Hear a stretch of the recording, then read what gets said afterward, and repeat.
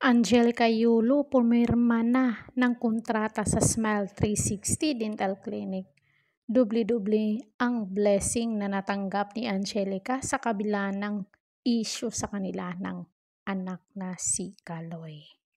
Usap-usapan ang pagpapapirma ng kontrata ni Hungry Boss sa nanay ni two-time Olympic gold medalist at Filipino pride gymnast Carlos Yulo na si Angelica Yulo para maging bahagi ng star image artist.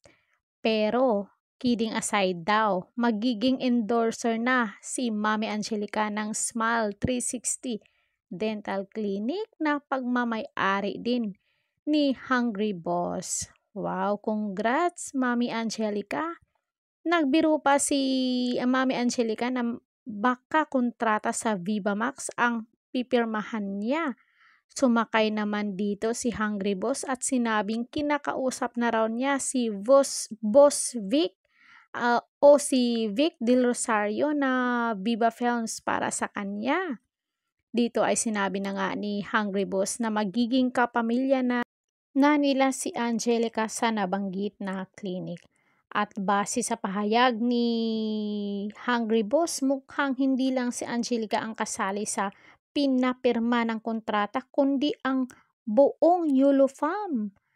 Wow, congrats po sa inyong lahat at napaka magandang balita at blessing ito at makakatulong po sa inyo.